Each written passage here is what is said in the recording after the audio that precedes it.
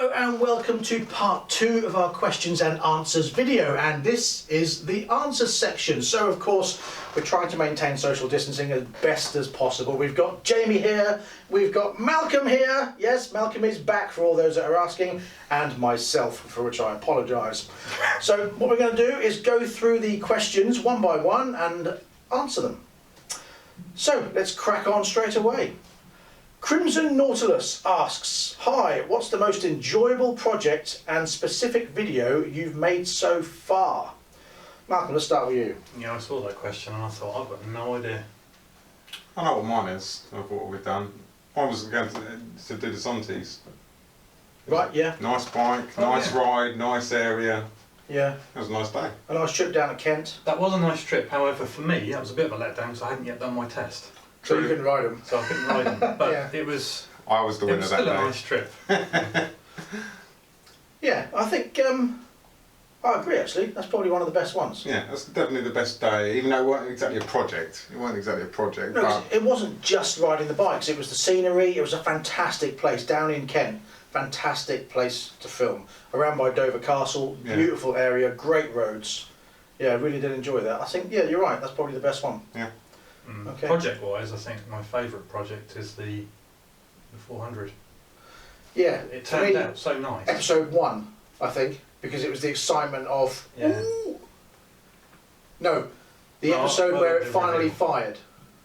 Well, that, but the reveal, when we looked at it and went, this is the photograph of before, and now look at it, that difference. Yeah, that's Okay, very granted, it close, still yeah. doesn't run properly, but that's the problem for carbs and that he's dealing with. Yeah, But it does the visual difference of that yeah, was so nice. Yeah, I I agree. think that was a good I agree. thing. We've all been involved with that one as well, so that's quite good. Yes, we have, yeah.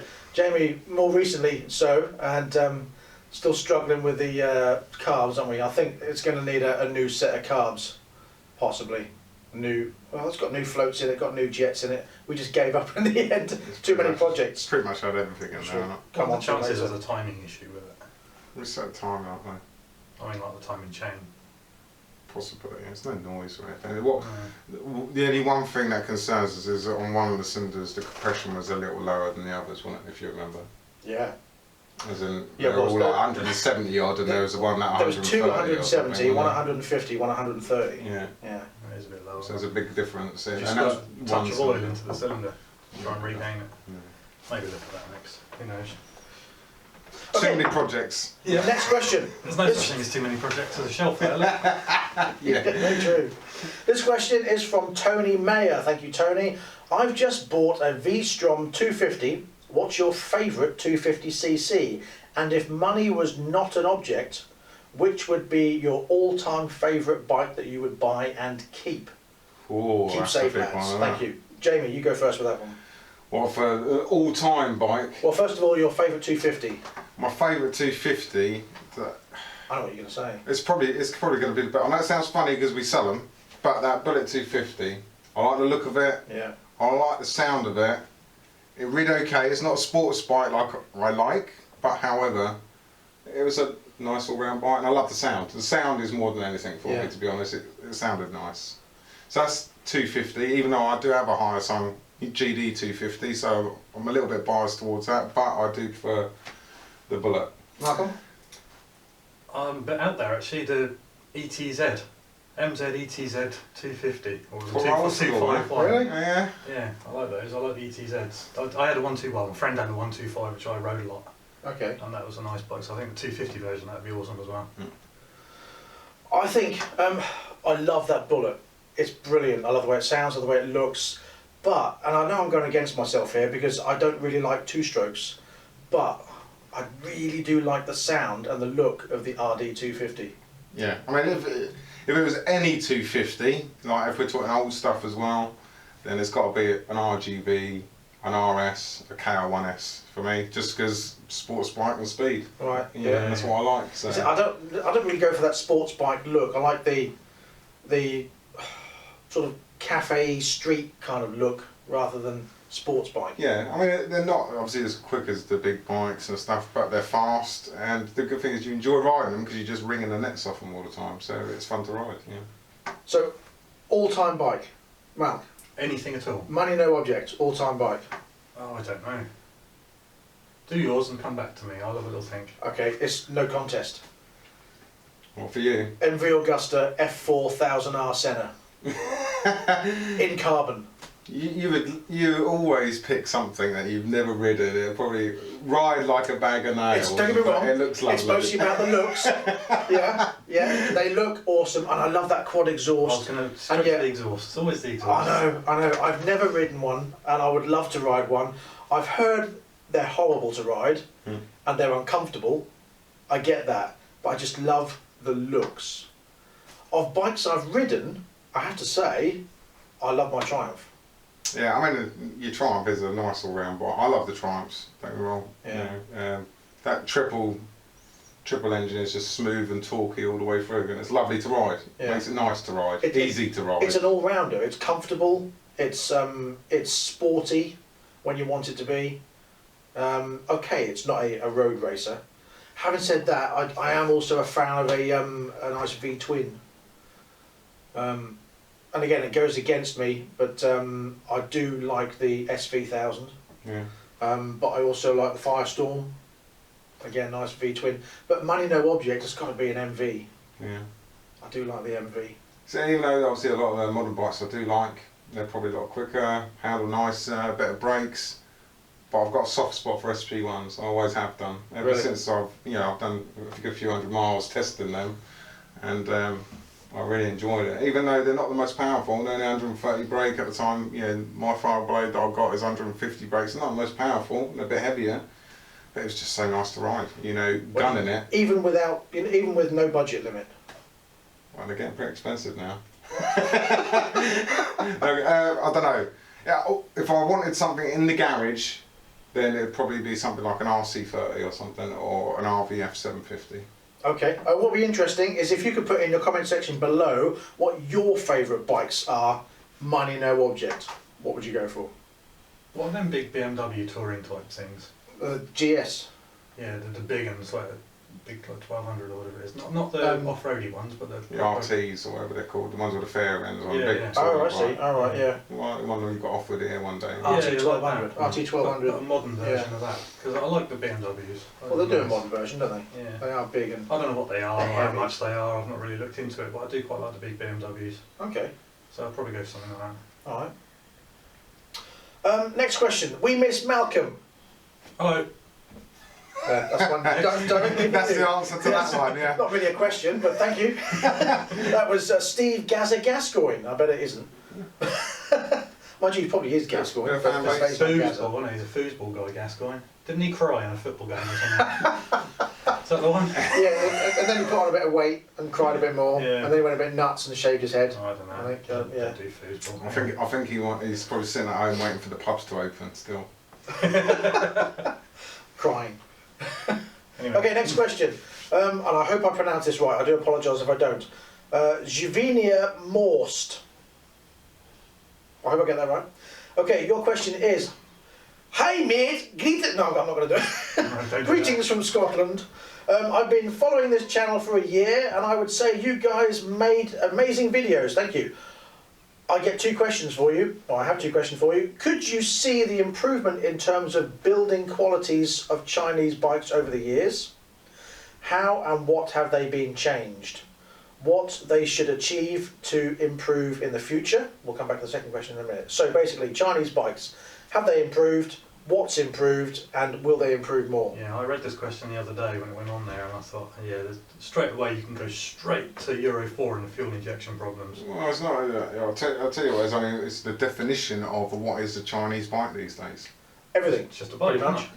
Well, the thing is Japanese branded bikes, Yamaha, Honda, Yeah, they all China. have Chinese-made bikes. So what do you? Well, the Honda's Thailand and the small ones, isn't it? Yeah, but even still, it's Thailand.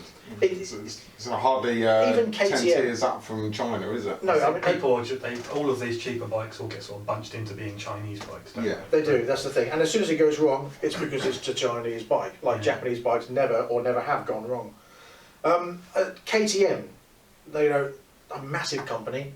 They're now having their new 790. The entire bike is being built in China. Not just the engines, the entire bike. So the quality must have improved, or must have improved. There's no way they're going to go, yeah, let's just get it built in China because it's cheaper. Yeah, but the Chinese have been building stuff and making stuff for a long, long time. It's not just about, you know, because it's a big product, you know, KTM, just because they've got a factory there and it's been built by Chinese people doesn't make it a Chinese bike. No. I think what we're referring to is these cheap brands that are like clones of other things, like clones of old Suzukis, clones of old Hondas, and just being made to look different and then sold as these new bikes. A lot of people have said it's all about quality control, where the quality control is. And I refer back to the Chinese episode they did on Top Gear, when they did the testing, where they're like dropping cushions and stuff like that on top of bonnets and stuff like that, or driving into a wall at 1.5 miles an hour. Right, yeah. It's probably not that far from the truth. Obviously not that extreme, but you know, the testing for their own quality control is nowhere near as rigorous as the Western world's quality control. So I get that.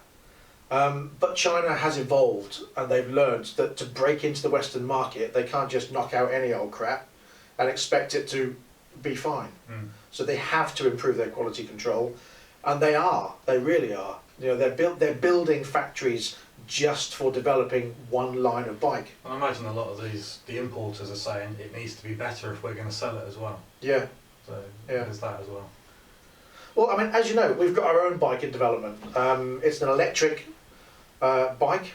I'm not going to go into it too much because I don't want to reveal too much information at the moment. Currently on the water, over here for us to test.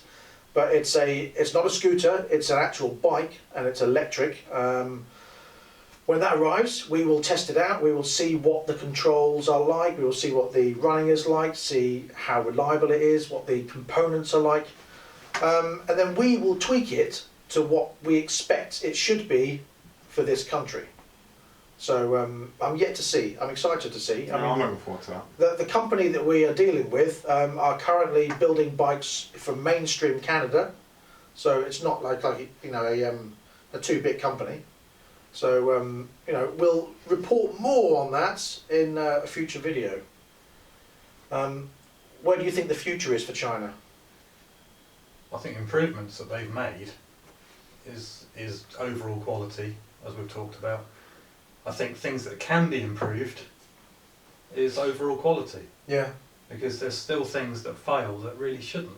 Stupid things like fuel components, you know, just stop working or just. For me, it was never about the engines. The engines were always based on something Japanese, Suzuki, Yamaha, Kawasaki, something like that. Mechanical problems are very rare. It was usually cheap electric components and cheap things like mild steel exhausts, non-stainless steel nuts and bolts, so they rust very quickly, and cheap Delphi ECUs. I mean, everyone uses Delphi ECUs, and then Delphi are okay, injection systems. Brand, but so they're not actually that bad now. But originally, they just used any cheap one that they can just shove on. Yeah, and the problem is, obviously, yes, they corrode a bit quicker than some other higher quality bikes, but you can resist that corrosion. You only need to clean it and maintain the vehicle. ACF 50 or whatever it is. That's all it needs, But the problem is the bikes are bought to use as daily commuters, and people just don't have time after being going out twice a week to go and clean their bike thoroughly, because you do have to clean the bike thoroughly. Let's face it, cleaning a bike is a pain, really, to get in all the knots and crannies. He does mine. And I hate it. You love it. You love cleaning that Triumph. No, what I don't like is seeing a nice bike getting ruined, is what I don't like. Don't look at mine now. I'm busy, what can I say? Got a lot to do. It's a nightmare. I clean his bike more than I do my own. That's and I appreciate you for it. You use yours. Yeah, let's be honest, yours has been sat up for how long now? It's had a slight issue, but... How long? Since last August. Yeah. However, I fixed it last week. It now works. Alright? Oh dear. Okay, let's move on to part 2 question of that. What is the most enjoyable bike cruise experience you've had? Any recommendations or destinations? Do you know what? I haven't done enough to make any recommendations. I've heard, and people have talked about it, and even people that have come here and said they were going to do it. Was that 500 at Scotland? Yes. That'd be quite nice, right? Scotland. I love the scenery of Scotland. I'm on a couple of Scottish Facebook forums for photography, because we're all into photography.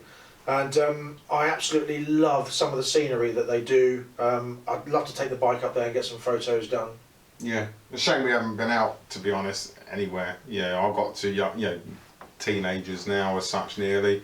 They take up a lot of my time, work, so we don't get out a lot, to be honest, which we need to. Poor excuse. That was Well, generous. it was a poor excuse, but it's the truth. I think that was probably. I mean, if we could get out more, I'm sure we would. Yes. Yeah. Obviously, with you guys as well, it's time constraints to work and family life. We've all got families, so it's not as easy as what it was when we were teenagers. Mine's is it? laziness. Eh? Mine's laziness. I can't be bothered to get all my gear on and go. There is a lot of that. there is a lot. What I'm looking forward to, obviously we were supposed to do this year, but the coronavirus has put paid to all that, and the fact that he hasn't got a passport, Neither have I. nor he, is a trip to Normandy. Still want to do it, definitely going to do it. It's replanned for next year. I think that will be a good trip, simply because it's something I myself am definitely interested in, the history of World War II and the such like. I've always wanted to go to Normandy. I've never been. I'd love to go for the celebrations. It's planned for next year, and I hope we can make that happen. Yeah. That'll be a good trip. However, I don't really want to do it on the Triumph. I want to have a proper off-roady, cruisery type More bike. comfortable bike, you mean? Yeah. I don't think you'd enjoy that on your Blade. Oh, I'll just endure it, mate. You have to buy a gel. It's the pad idea or of a something. sports bike thing you just endure. I think yours will do it, right? Yours will do it, right? I don't think I'd want to ride that for more than a couple of hours in one hit. Oh, really? Yeah, only because how tall you are with your legs, I imagine. No, wrists. I get hands and wrists problems with that. Yeah. It's not too bad because you can sort of sit up and. Too buzzy. No, it's not that. It's just He's leaning over. He's been at home too long. I'm more of a Too much of that. sitting upright. Well, not enough of that. I think that's That's why I like the big BMs because you can just sit up and cruise rather than lean over. Because it's a sports tourer I've got, and not just a tourer. Yeah. See, mine's alright as long as you're doing 70, 80 mile an hour. Yeah, that holds you back. 70? Yeah. Yeah, 70 or 80. Well, if you get 10 mile an hour headwind, it's, yeah. Ah, okay. And incorrect speedo readings. That's right. Yeah. Okay, right, let's move on. But yeah, the wind holds you up a bit. You don't have to lean on your hands. That's quite nice. Okay, the next question is from Earl Bacchiocci. I hope I've said that correctly as well. The odd car driver abuses the safety of two-wheel users. Do you think, as part of the car test stroke training, they should ride a bicycle, tricycle or moped in busy traffic so they can understand the importance of safety margins? Yes, but it'll never happen because of health and safety. Yeah. Not being funny, it's not because people don't have training or the proper training, it's because people just don't care and they're arrogant. That's Not being funny. That's what it comes down That's to. just what it arrogance. is. Yeah. The best car drivers, in general, are bikers.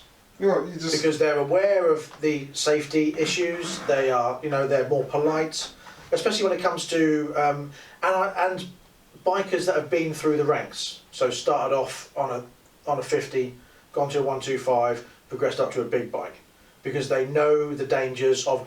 Let's be honest, riding a 50cc is ridiculous at the moment because 28 mile an hour is the limit, and I'm sorry, That was a but question in there, wasn't it? 28 mile an hour is dangerous for anyone, especially a 16-year-old, first time ever riding, 16 years old. Mum and dad are at home worried because everyone and his grandmother is trying to overtake them.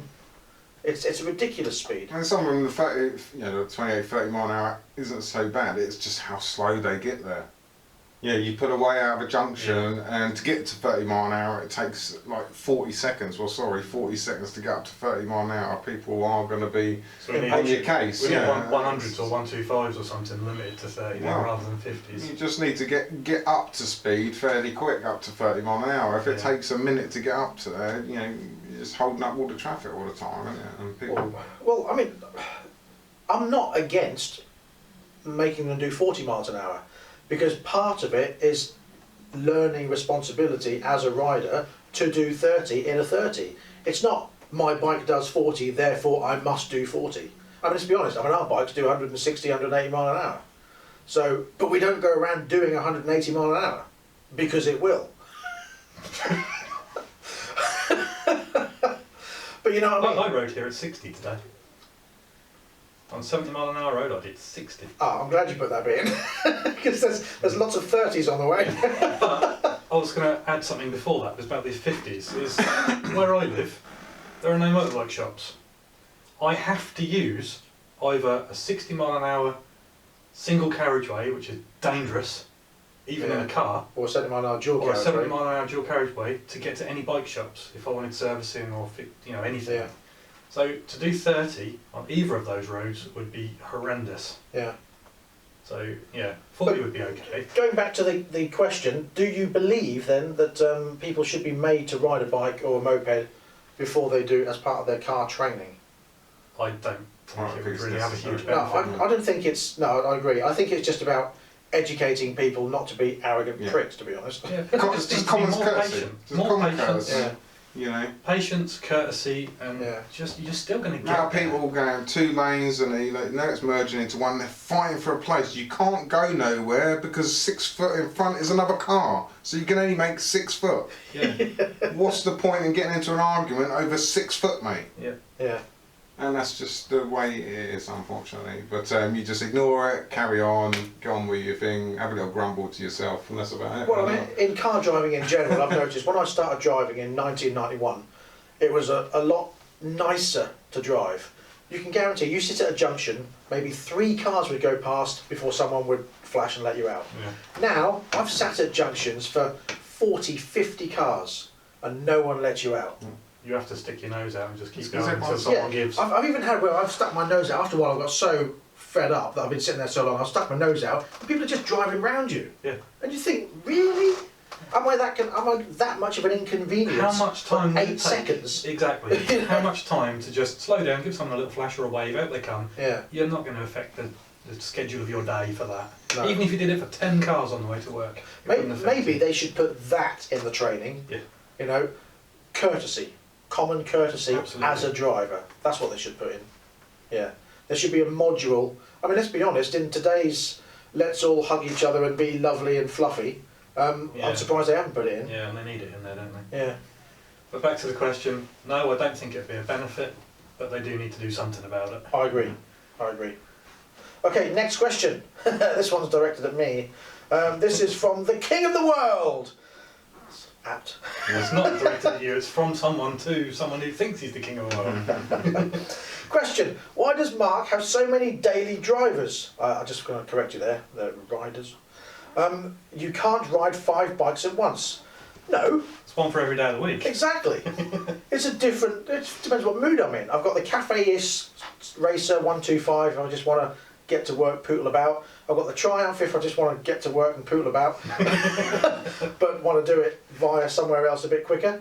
I've got the NTV because I want to ride like I'm from Mad Max, and sometimes I feel a bit strange, and I'm desperate to be all kitted up in all the cosplay gear. That's coming in the video soon. Yeah. In Oh, reality- basically what he's getting down Next to. at the traffic lights, next to a little kid, so I can look at him with my face mask on and scare the crap out of him Yeah, but in before reality, I ride off. in reality, what's going to happen is you're going to ride it once, go, oh my god, it's awful, and probably not No, use I it won't. again. No, I won't. No, I won't. I think the word's fetish. He has a fetish for vehicle things. I'll tell you what it is, and this is the honest truth, I get bored easily. So I like a lot of variation in my life. That's why I've been married 3 times. You might want to edit that. The last time, I love my wife. Just in case she's watching. I very much doubt it. Yeah. Okay, next one. From one of our Patreons, Jason Charlton. Hello Jason, thank you very Thank you. much. Question.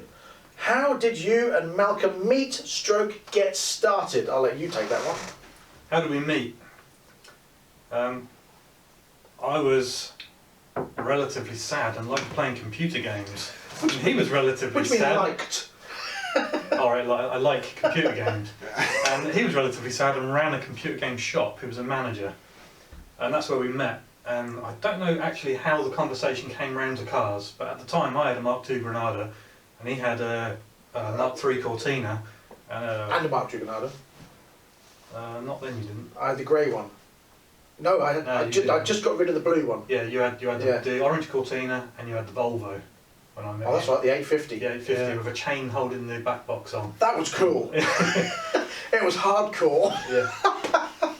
It was that's a where we proper met, chain holding the exhaust on because the strap broke. So that's when we met. That was like 2000 And we spent most of our time, when I wasn't selling stuff, playing Tocker touring cars, seeing how much we could smash the cars up until they reset. Yeah, and then when we were talking about cars, my missus was with us, well, my girlfriend at the time, and she would play things like Harry Potter on the demo machine in the shop. So Yeah. that's pretty much it. Oh, that and eating McDonald's. Yes, we did eat quite a lot of McDonald's, didn't we? So that's when we met. Because it was just there. It was so easy. It was, so close. Yeah. How we got started, that was all him. He had an idea. Let's do some YouTube channel. And we were like, well, what can it be? And then he came up with reviewing cars and things. And reviewing cars went away and we ended up doing more interesting stuff. We before that, we were going to open a shop together, weren't we? We've always talked about some sort of business to do with automotive stuff, whether it's hydro dipping or customising or whatever. And there was always going to be a CAF, and it was always going to be Stormy's CAF. Stormy Pit Stop. Stormy's Pit Stop, yeah. Well, I've got news for you. Go on. I've just bought a container. And? Stormy Pit Stop is happening. Oh, right, cool. So that was always a thing. Yeah. And that's where the YouTube channel came from. Then there was a second YouTube channel, which it was okay, but it took too much time. That was hard work. I bought the whole lot. Basically, it's called WIZZI Tales. It might still be live. There might still be some stuff on there. Is it? Yeah, still there. Basically, I dressed up as a wizard, sat in a chair. I bought everything. We bought the whole backdrop. I bought all the costume. Like I say, I always go into something 110%. None of this half-assed crap. I even made a magic lamp. You made a magic lamp, electric, that flickered. It was brilliant. Yeah. I even had someone come in, a friend of mine who runs an owl sanctuary, bring in a real owl for us to do with one of the videos. And I was telling children's tales dressed as a wizard. So if you get bored, have a look at WIZZI Tales. Then you won't be bored any longer for about 7 minutes. Yeah, there's not much. It didn't last long. It was only a couple of months, but. A question that we've already answered was, what's your favourite bike or would you love to own? We've answered that one. Yeah. What was the worst bike you have owned / own?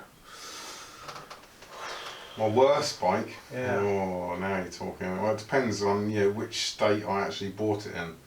My worst one was probably a Yamaha YB100, which I bought for the princely sum of 80 quid off my brother's friend's sister. I was 15, not quite legally to ride. Should you say that? I suppose the statute of limitation has passed on that one, as you're now I've been 40. to court, I paid my penance. What more do you want? I can say that. Okay, fair enough. But that was probably the worst bike. It didn't last very long. The piston rings blew up after a couple of days while getting chased by the police. Hence, I don't have that bike anymore. Being chased by the police is bad for bikes. You have to thrash them. Especially when you're carrying a passenger. I've never been chased by the police.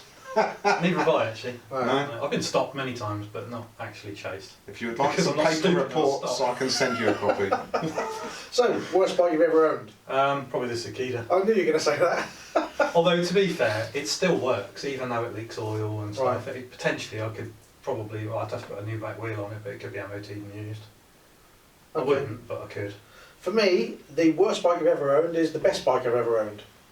Is that 404. Yeah. Simply because it looks awesome, I love what we've done to it, but the bloody thing just doesn't run properly. It's a pain in the arse. It's a pain in the arse to set up. So, Yeah, well, I don't think it's more the bike's fault as such. It could be a lot of the way you wanted it to look doesn't exactly help the way it runs. I think the exhaust and the inlet filters have had a huge However, effect on but it. with that exhaust on and with those inlet filters, it ran and rode fine. It did, very briefly. And Yeah. then it didn't. Problem is, it needs to go on a dyno where you can actually see what's happening when it's running lean, when it's running rich through Yes. the rev range. Gets So on that's the what it set really properly. needs. Yeah. Okay, the next part of that question, where is Malcolm hiding? Nowhere, is there? Yeah, I was Is it? at home, which was like, what, 8 miles? Yes. Yeah. He's very hard to get hold of, trust me, I've tried a lot.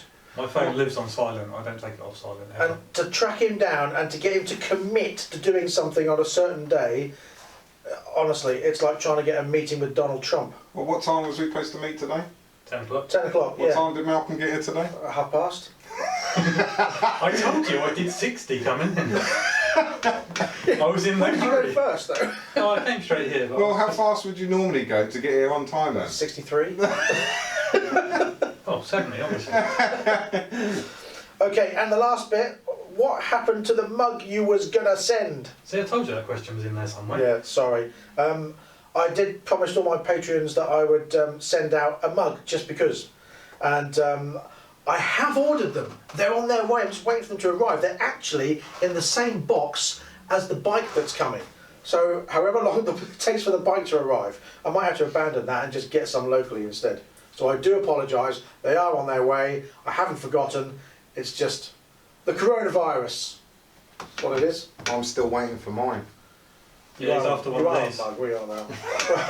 Got a t-shirt, stop whining. Yeah. Okay, next question from David Jones. Thank you very much, David. So, how long have you been making videos? And stay golden. Stay golden? That's a good thing, isn't it? Stay golden. Being golden. Yeah, I mean that's stay good.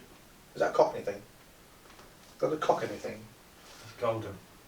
Yeah, I think it's just, it's nice, isn't It's it? like stay cool. Stay. Yeah.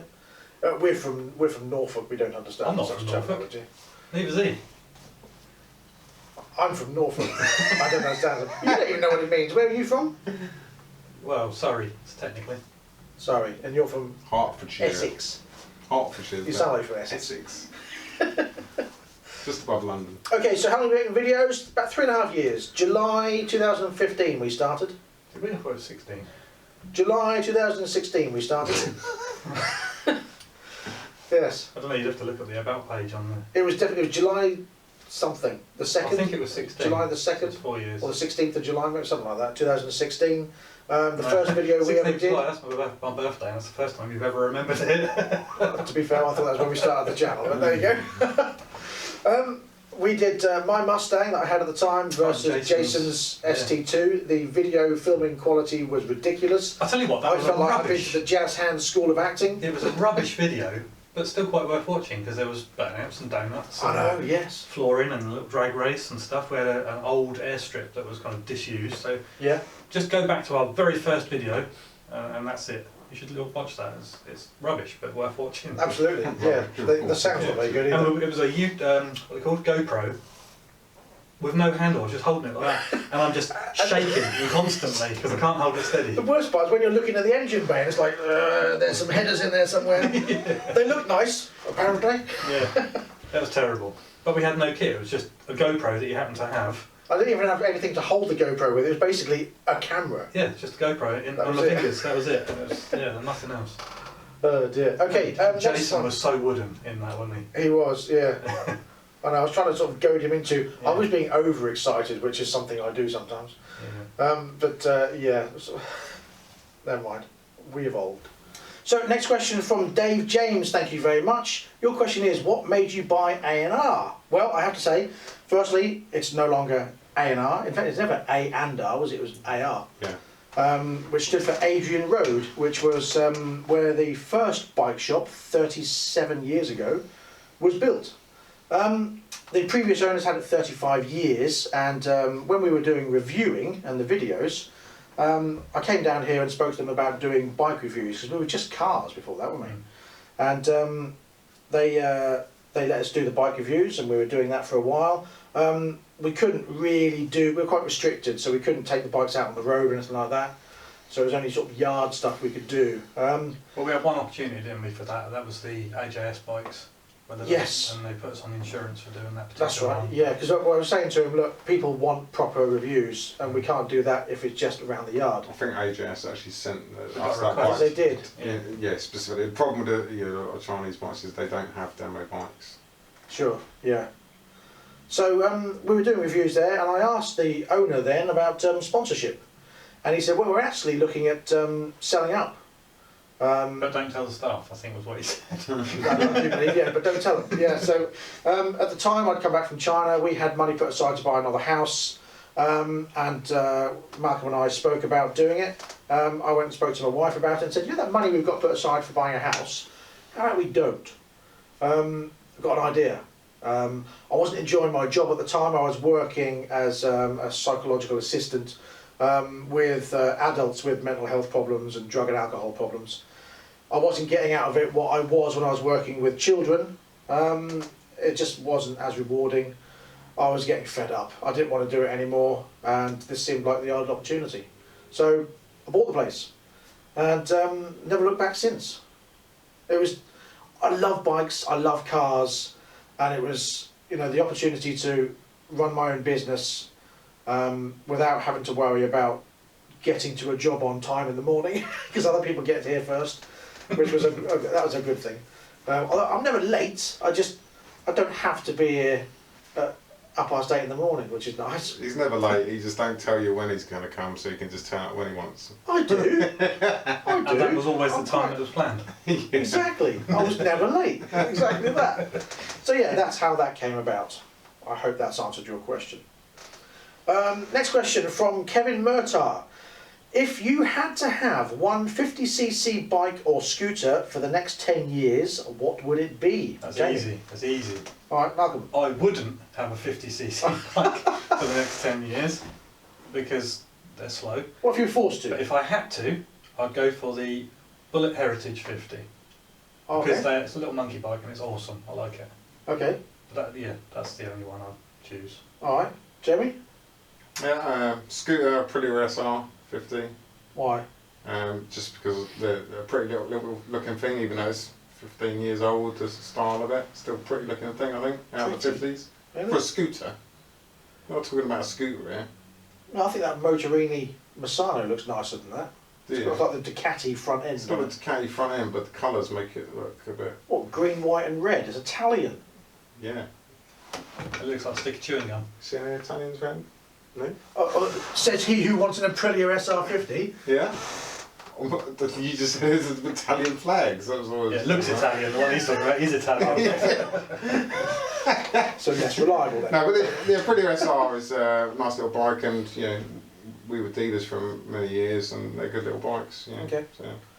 For me, I'd have to go old school. It'd have to be, I don't really want a 50, but if it was, it'd have to be a 70s fizzy Yamaha FS1E. My brother had one. It did 62 miles an hour, apparently. I bought one on the back of that. However, I bought an 80s one, a 1986 one back in 1987, 88, something like that. And it had restrictors on mine, 3 restrictors on it, did 30 miles an hour. Me being 16, knew everything, I could make that go faster. Took something apart, took something out, put it back together again. It would not go over 18 miles an hour. I don't know what I did, but I ruined it. Yeah. Like an air leak or something, didn't it? Yeah, so it would have to be an early one. That someone had already modified. Yeah. I don't know, I know a bit more now. Not a lot, but a bit more.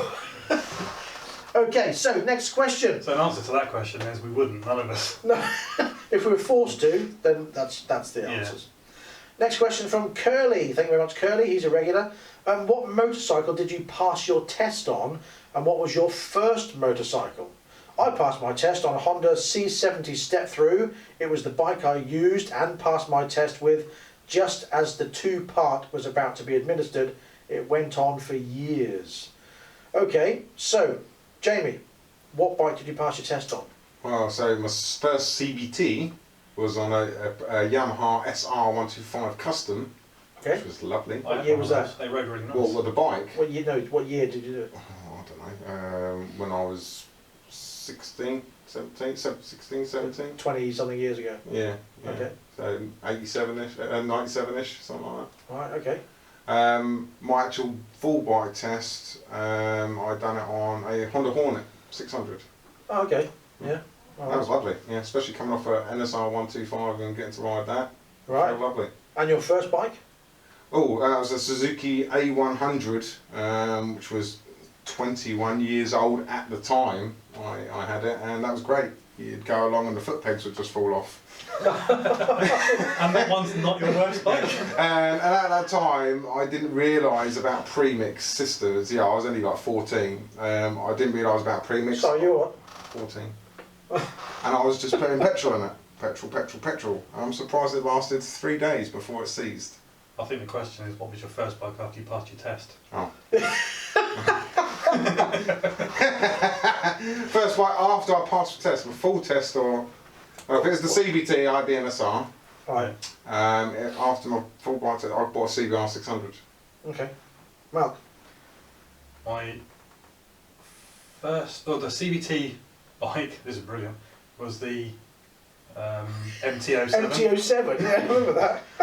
Yeah, the Yamaha Restricted. MT-07. It was restricted to 33 or whatever it is, the horsepower or Yeah. whatever the A1 licence is, the smaller one. Yeah.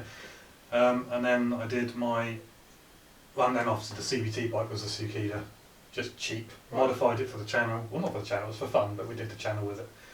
And I rode that for 2 years. Right. And then passed the big test on exactly the same bike as he did, which was the Bandit 600. Yes. My first CBT, God, that was years ago. I can't remember. I have no idea what I did that on. My first bike, however, my first ever bike was when I was 16. That was an FS1E, a 1987 Yamaha Fizzy. Red it was, without the foot pegs. Oh, the pedals, sorry, without the pedals. Foot pegs reminded me. Yeah. My first bike after doing my CBT 125, that was a 2001 brand new Honda Shadow V-twin 125 Shadow. Then my first, I did my test, like I say, on a Bandit 600, and my first big bike was a Kawasaki Z1000. Yeah. I missed that bit, didn't I? After my big bike test, the first bike was the VT600 Yeah, Shadow, that's Honda right, yeah. Shadow, which I changed after 3 months Yeah, to the Yamaha Thundercat 600, which is great. I love Yeah. that. yeah. Oh, cool, nice. Right, next question from Mike Maguire. Any chance you guys can do a review on any Royal Enfields? Himalayan or Interceptor? And that exhaust is going to look sweet. I'm guessing you're on about the one on the NTV. Thank you very much. I think it is as well. Looking forward to seeing it and hearing it. Me too. Right, Royal Enfield. We've always wanted to sell Royal Enfields. The problem is Royal Enfield themselves specify 35 miles between dealers. Our nearest dealer is 28 miles away. So we're not allowed to sell the Royal Enfield. It's a nightmare. Even though we do lots of other bikes from MotoGP, we're not allowed to sell the Royal Enfield. Therefore, they won't send us bikes to do tests on. We are looking at another avenue to try and get them because they are very popular. The problem is they can't get enough, so they can't get test bikes. Simply because they can't make enough to sell. However, if you're lucky enough to own one of them and wouldn't mind us to have a little ride of it and have a little look at it, then you might be able to bring it in and we'll give you a mug. Oh, okay, apparently we will. Yes, we will. Where we will, when they arrive. Petering one up. What we'd like to do actually, because the new Sinis Terrain T380 is coming out at the end of summer, we would love to do a test of the Himalayan versus the T380. Is it a 380? It is a 380. Mm. Yes. That could be pretty good. I'd like to do that. That'd be a good test. We'll get them, that and the Zontis, so them three. The Zontis T310, yes, want that in there as well. Yeah, good call. A good comparison of all Yeah. three. So yes, if you own a Himalayan and you'd like us, or you'd be happy for us to ride it, obviously we wouldn't do off-roading. Be nice to though. I want to take it off-road. Be nice to. You always do. Well, to be Absolutely. fair, when we do off-roady stuff, it's only on the edge of a field Or across a field, dirt track. or muddy, wet tracks. Yeah. Yeah. You're It's not never doing a anything Dakar horrendous. Valley on it. No. No, we're not jumping off cliffs and stuff. No. Okay. So yeah, that's the reason why behind Royal Enfield. What's the other one? The exhaust, which I You said. said something about the Interceptor, but yeah. The Interceptor we just can't get enough of. They can't build them. Jamie Williamson, next question. Hi guys, what is your favourite bike you have ever owned over the years and why, and do you still have it? Well, no, neither of us still have it. Favourite bike over the years, well, I think we said that, didn't we? Mine was my Triumph, Well, so far. I didn't say about my favourite. My favourite bike is obviously the one I've got. That's why I've had it twice. So I had that same bike, this Fireblade that I got 13 years ago. Got rid of it, regretted it ever since. and bought another one. Exactly same colours, everything. Right. I love my Thundercat. Yeah. Simple. Nice. Next question. Anthony Howell, thank you very much. Hi, what was your first motorcycle? Well, we've already done that. Hope you're satisfied with the answers. Next question from Panagoitis Dark Dog. I think I've got that right. There's some mad names on there, isn't there? It's not a question, it's more of a statement. It simply says, make a review, CF Moto GT400. Alright, calm down. Yes, we are. Yes, CF Moto, we will, once the lockdown is lifted. CF Moto are still not back at work properly, fully yet, so they can't deliver bikes. But yes, we will be doing the CF Moto 400 range. So yes, videos will be coming on that. Thank you very much. Next question from Charles, UK. What, all of Charles, UK? Would you ever do an EV conversion of a car? Yes. Also, I'd love to. any coverage of EV scooters, road legal ones? Do you think the government should scrap the 50cc limit and move it to 125? No. Personally, I believe they should just make it a little bit quicker. And convert the CBT into an A+ licence type thing, still requiring L plates and no pillion. Well, one thing that we've obviously looked at, with our electric bike on its way, Yes. is we found out the power limit for a CBT licence is actually higher on an electric scooter or bike than what it is Which on a means petrol you can one. get an electric bike on a CBT licence that does 70 or 80, Yeah, so 90 miles an hour. I think instead of 11 kilowatts, it was 20, wasn't it? Yeah. So you can have up to 20 kilowatts of power if it's electric on the CBT, where it's only 11 kilowatts. The reason why people aren't doing it necessarily is because it's expensive, because you've got to upgrade the motor and the batteries and everything to take 20 kilowatts You're of going to power. sacrifice range, aren't you? So you're going to be looking at then buying a 125 equivalent bike for about £5,000, and people aren't going to want to spend that kind of money on a 125, I shouldn't think. Yeah, even on all these early electric bikes, the batteries are just so expensive. Yeah. It's the batteries that's holding the electric world back at the moment. It's just the cost of the electric batteries that are That's for astronomical. As for an EV conversion, I would love to convert something like the Cortina to EV. Would you? Yeah, oh yeah. That's the way forward. There's going to be a point when I don't want to get rid of that car, and there's not going to be petrol to put in it, or it's going to be prohibitively expensive. And if you could get a smashed up Tesla and actually work out how it all works and put it in there, I Exactly, imagine it and would I be think the Tesla motors and then these new Dyson batteries, which are supposed to have double the range Okay. for the same sort of capacity, I can see the would be point. amazing. But if I don't know, I mean, it's a dilemma. If someone said to me, you either never drive that Mustang again, that Mach 1, That's different. or you do an EV conversion, No, that's different. You've got to have a V8. I don't know if I could do it. You've got to have Yeah. The that problem with V8 classic diesel. cars is it's the sound of them. It's not just the look, is it? It's the sound of classic Yeah. cars. Classic cars, you were allowed to have noise. To a Nowadays, point. To a point. Tell you you're what, not. Go on. we've got a Fiesta out there I wouldn't bother with that. as a project, Like you're going to buy an old milk float. possibly. Do 5 mile an hour. Yeah, but it's the fastest thing to 5 mile an hour. Well, it's possible. But it's a possibility. We could look into like a Tesla conversion on that Fiesta. Again, the problem is really it's cost. expensive. The batteries, Tesla stuff is really Yeah, but expensive. cost is coming down. It doesn't have to be a Tesla. I mean, like a even milk float that kind of batteries thing. are expensive. They're not The cheap. problem with things like milk float batteries is they're really heavy because they're old lead acid batteries. Unless you're going to use like lithium, polymer batteries or something like that, then you've got the risk of fire and explosions. yeah. It's dangerous and expensive. So would we ever? Don't know. Oh, Yeah, well, yes, we in the would. future, Yeah, yes, I if will. money was no object and everything else, of course we would. Yeah, we would. You know- Whether we can, Yeah. we'll see. We would all love to tinker with everything, really, but it cost obviously is always a big part. Next question from Blade Rixie. Hi guys, I have a couple of questions. Question 1, Mark. You haven't told the reason of the NTV project. Maybe the NTV will be a race bike for the Bike Shed Festival. Just because. I'll be honest, I've been talking about doing an apocalyptic scrambler for quite a while. Well, you were going to do the Triumph as an apocalyptic That thing. was the first thing. Glad I didn't. Yeah. Then I was looking at a V-twin. It had to be a V-twin, I think, or a triple, something different. I didn't really want to do a 4-pot because it didn't sound right as far as I'm concerned. I wanted a V-twin. I looked at an SV1000. I looked at a Firestorm, but I couldn't find one at the right price. And then this NTV came up and I thought, oh, a 650 mini V-twin. Yeah, I like the idea of that. I only paid £400 for the bike. Yes, it's got high mileage, but it's been looked after and it runs okay. And it's not expensive, it's not an expensive bike, so it's easy to chop about and cheap enough to chop about.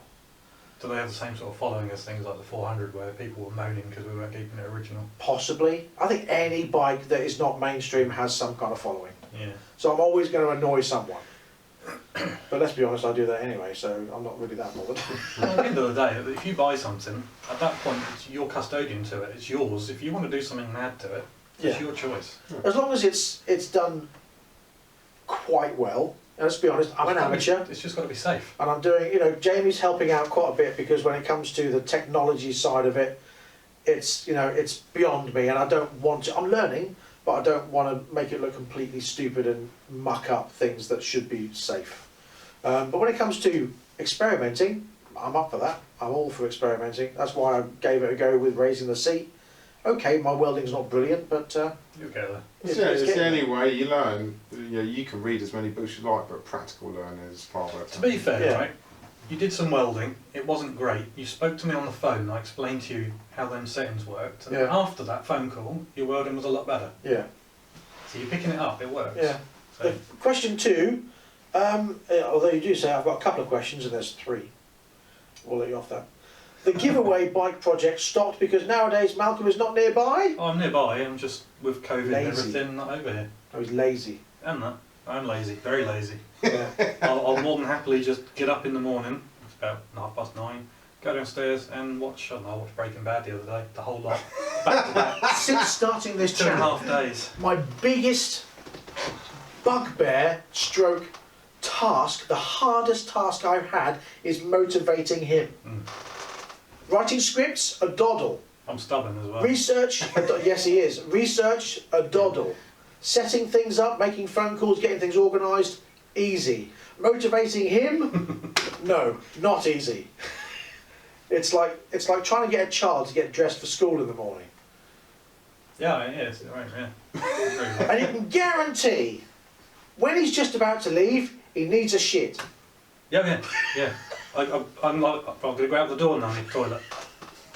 That's what happened this The morning. reason why I got all my bike gear out, ready to go, and thought, no, I need the toilet. honestly. Question 3, the Mondial project is stopped? No, the Mondial project is finished. Finished when we did the Gulf conversion. We did a video on that, didn't we? We did, yeah. It's got its new tyres on, it runs right. I used it the past 2 days. Bang a picture right now. Came to work. Okay, and...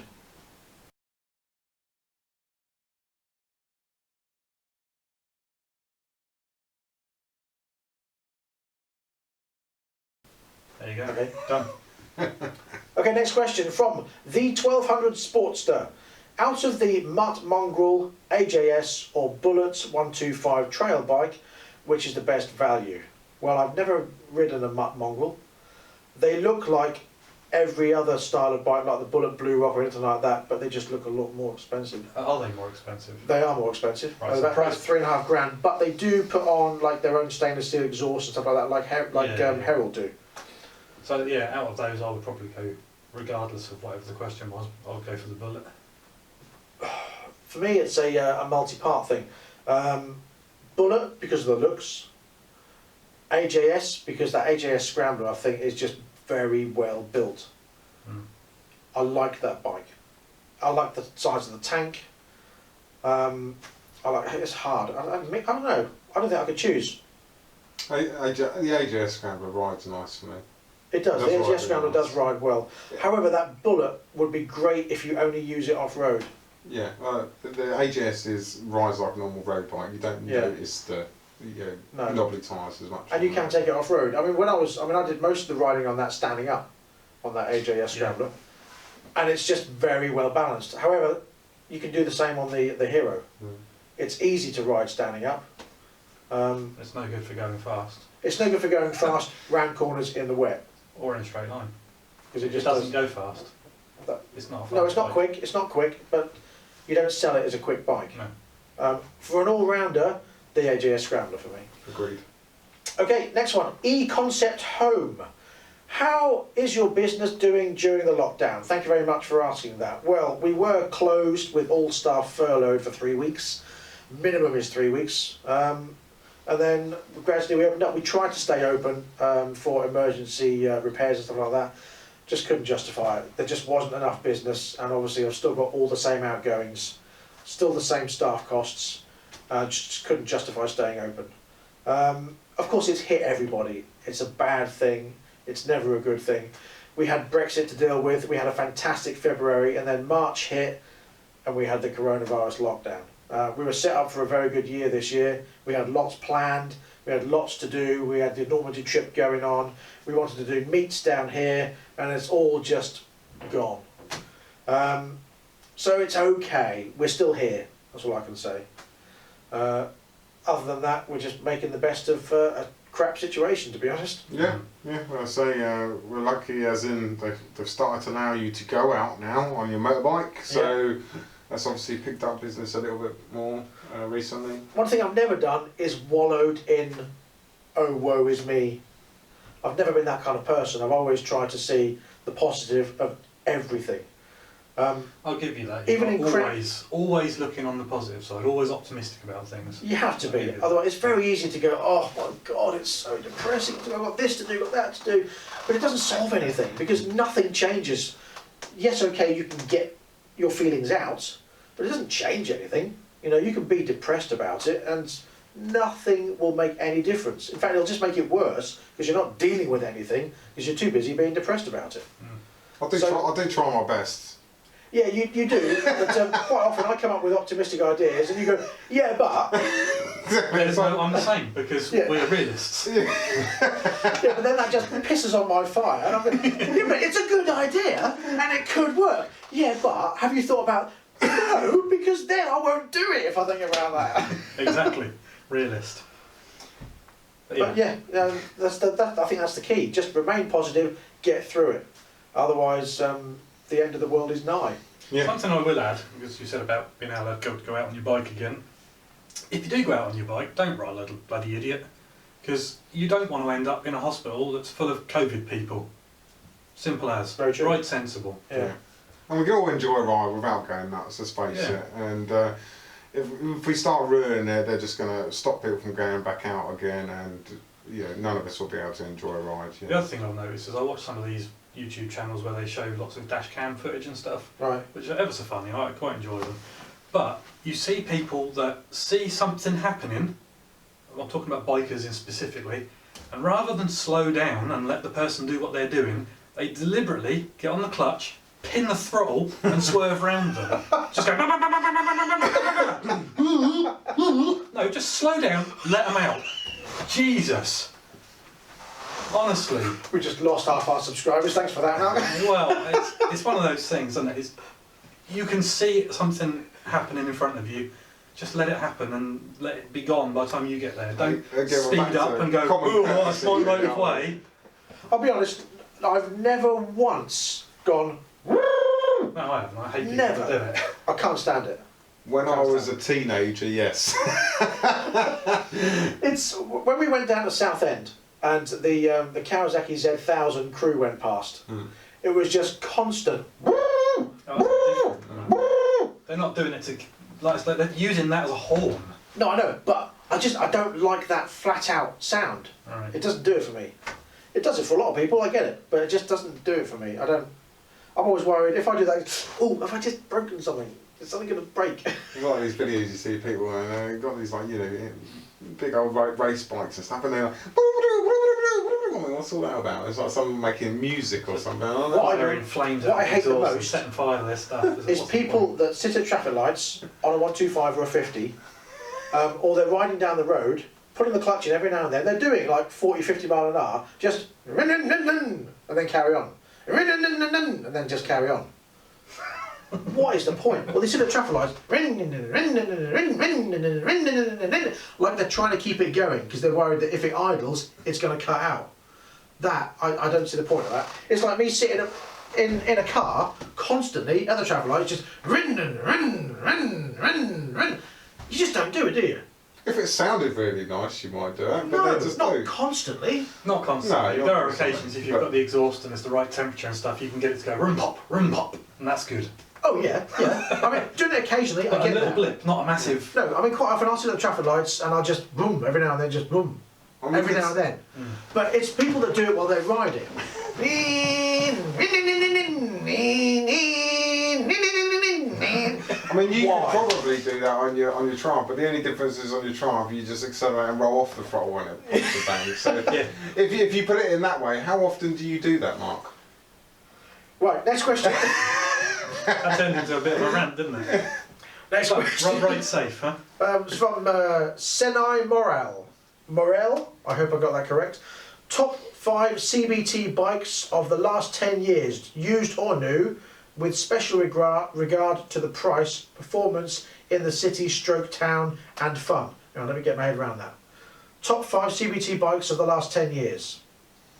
Taking into all that account stuff's price, there. performance, and fun. That's what makes it a top bike, so. Okay, CBT bikes. Yeah, So basically, I'm CBT on about bikes. 125s.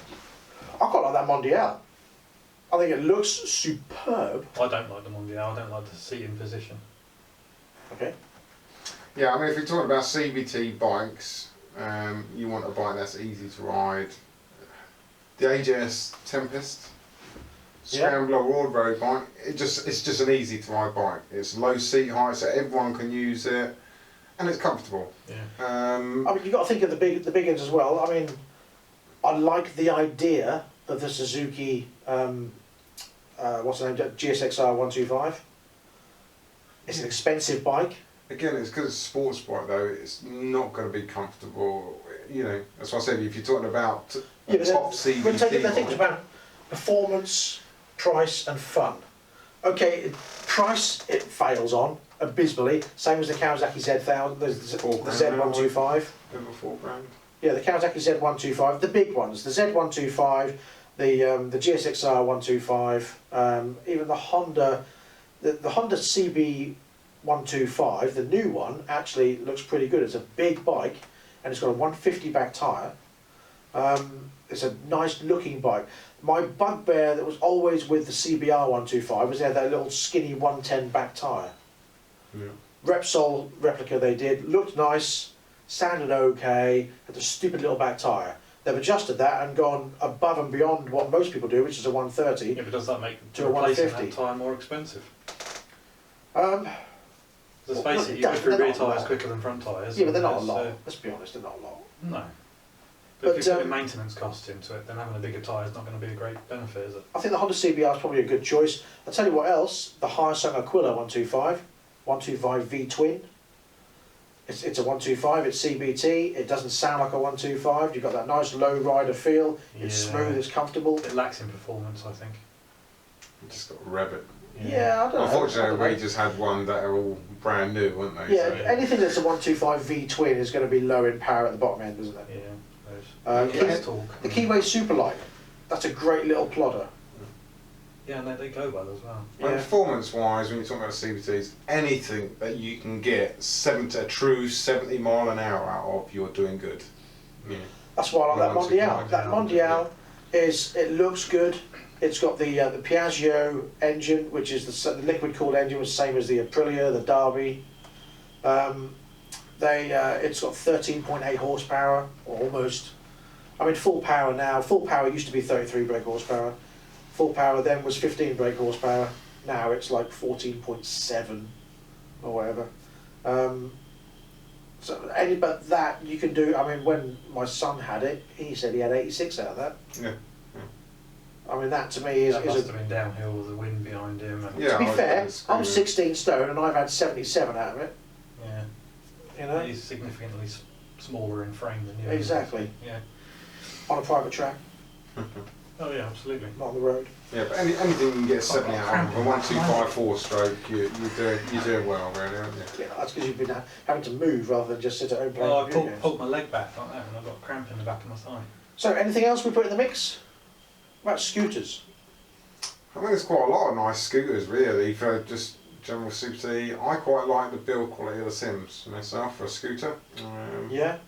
I know, some people might think, oh, it's a funny make or whatever, but they've been around a long time. Five-year warranty. Yeah, I mean they're under the umbrella of Kia, aren't they? No, I thought they were, but they're not. I messed that up. It's different, is it? I can't remember who it is. It's the Sangyang group.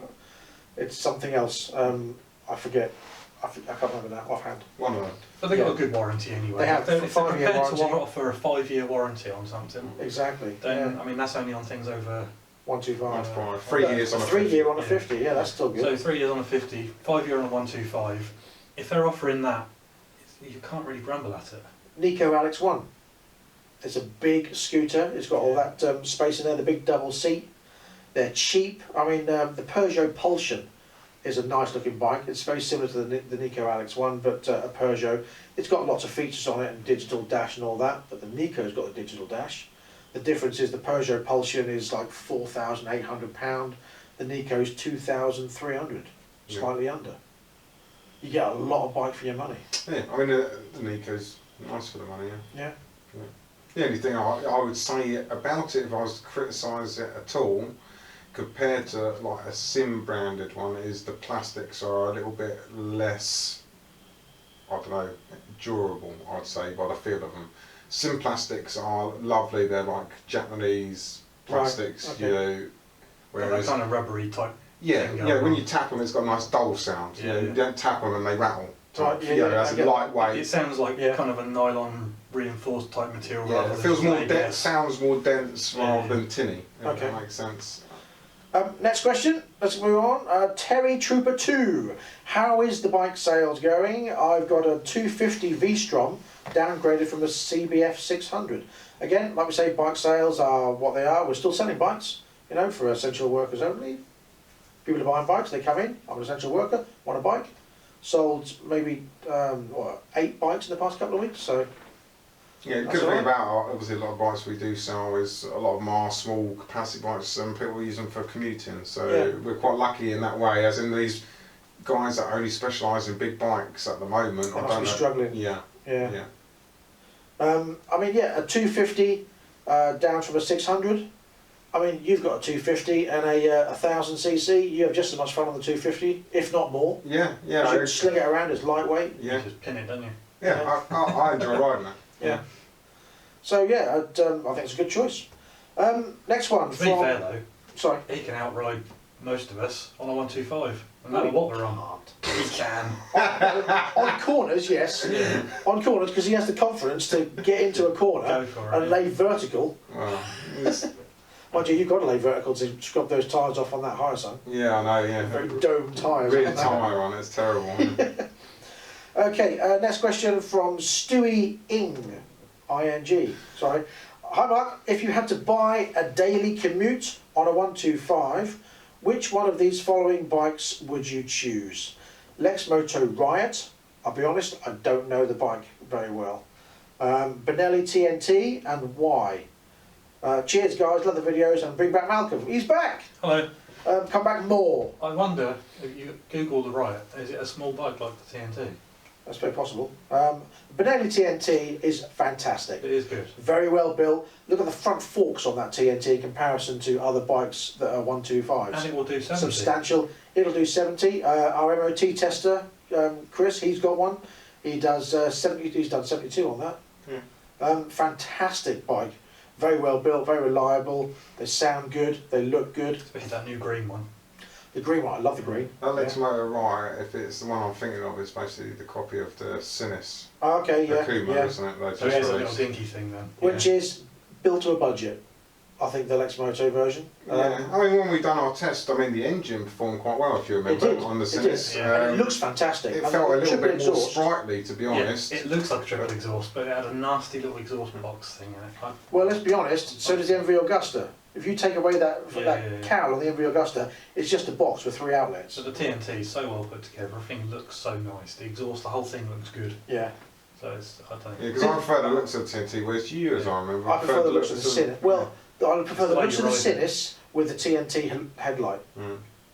Yeah, and you like the fact that you sat in the In Akuma the bike. rather than on You the sit TNT. right on top of the TNT. Yeah, the Sinus Akuma, I like that you sit in it, exactly that, sit in it. I don't like sitting on a bike. That's why I didn't really get on with the Z1000, because it was more sitting on rather than in. Whereas the Triumph The is Triumph, you're in it. Yeah. TNT. Yeah, TNT. TNT, Yeah. Next question from TNX Mats. What are you thinking about the reincarnation of the Derby bikes which use the Piaggio engine? I think in the UK it's or who import them, but there are others like Aprilia, Malaguti, Zudnap, and some more like the FB Mondial. Saw you had a Mondial, well there you go, with that engine, and I bought myself a Malaguti Dune. I don't know that one. Malaguti Dune, do you know that? No. No, Malaguti is obviously, but no, I haven't seen a picture of the Dune. No, I've seen the Dune. I don't know what that is. Let's have a look. What's the question? Do you like it? I don't know. Okay. Malaguti Dune. I was asking about the engine, isn't he? More than... Oh, the Malaguti Dune, which looks very similar. It's an off-roady type bike. Yeah, it's like it says terrain. Terrain meets Keyway TX, that kind of thing, meets V-Strom. Says terrain, mate, not. Yeah, also the Sim NHX. Yeah, which UM do The one like NHT, that as well, they do, don't yeah, the UM, yeah. Yeah, so it serves a purpose. It looks like a nice little bike. And the engine seemed to be pretty good. Yeah. Yeah, I mean love the those terrains engines. we've had have been okay, no real issues with them or anything. I think those engines are brilliant. Yeah. And they're really good engines. Never had a problem with it. It's the ECU that I have a problem with. Yeah. Other than that, I think the engine's fantastic. What are you thinking about the reincarnation of Derby bikes was the main question, which used the Piaggio engine. Derby bikes have never really been a problem, have they? No, I mean again, the Derby engine, it's a bit noisy. It's agricultural sounding, but it performs quite well. Yeah. But if it's got this different engine on With the clutch out, you get a bit of a bit of clutch chatter. Yeah, it's a noisy engine. Like I say, it's Yeah. agricultural sounding as such, but you know, they perform quite well. They've been fairly reliable as far as I know. Yeah. Yeah. And then we're on to the final question from Karel de Brewer. So he says, or she, Karel, I wouldn't like to say. Hi, do you think those 125s that use a Chinese frame and engine are worth it and are reliable for longer journeys? I'm looking for a 125cc because of the license and fund restrictions. I only have a 125 option, A1 bikes, and read lots of bad reviews for Chinese build bikes like Mash, Bullet, Hanway, Mutt. Outside of the styling, they use the same engine and frame, which is usually Suzuki GS, GN based, let's be honest. The V-twins tend to use Yamaha based ones, the bigger ones Suzuki or Kawasaki. They use the same engine and frame, or so I think. The bike I am leaning towards is the Bullet Blue Rock. That is how I found your channel. Thank you very much. That's the last question. The Bullet Blue Rock I think is fantastic. The engine doesn't seem to have a problem. The frame doesn't seem to have a problem. It's definitely a Suzuki engine, that, which yeah. it's been around for, well, we've sold them for the last 12, 13 years. And they're used in a lot of bikes. I've seen one issue with an engine where the oil seal was leaking, but the lad just let it run dry. So basically the engine only went kaput because it had no oil in. Killed it. Yeah. But other than that, I've never seen one fail since then.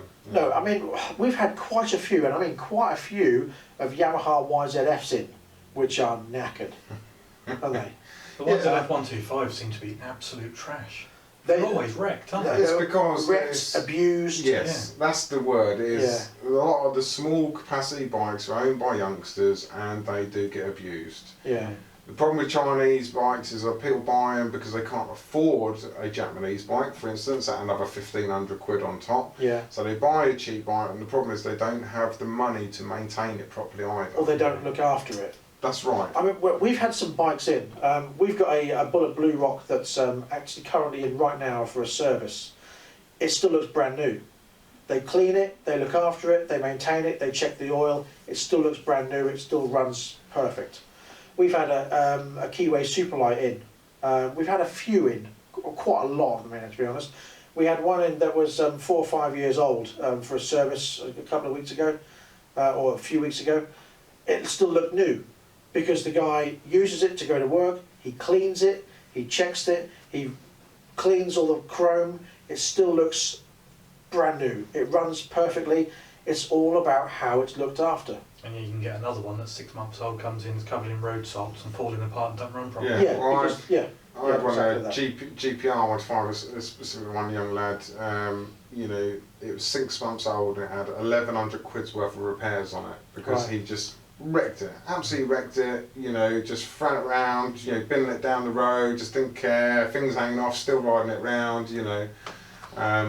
So it's all down to, a lot of it is down to maintenance. So we can't say that you'll never have a problem because no matter what vehicle you buy, no matter how much you pay, you could always have a problem. Yeah, that's why they have warranties. Yeah. Because you can't guarantee that something will never break down, for You've only got whether it's new or not. You've got Range Rovers, haven't you? Range Rovers, you're plagued with problems. Yeah, you have to look at Audis. I bought this Audi.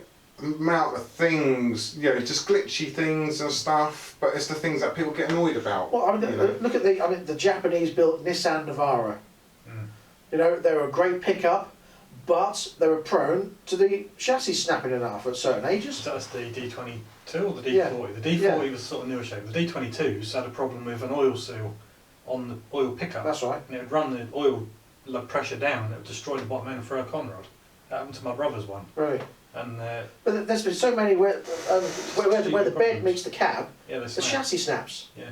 I mean, they're not a cheap vehicle. No. We've got a YZF in at the moment. Unfortunately, the guy bought it online. He paid £1,400 for this used bike. He didn't know what he was buying. It hasn't done that many miles, but the previous owner has abused it. And the engine's knackered, completely.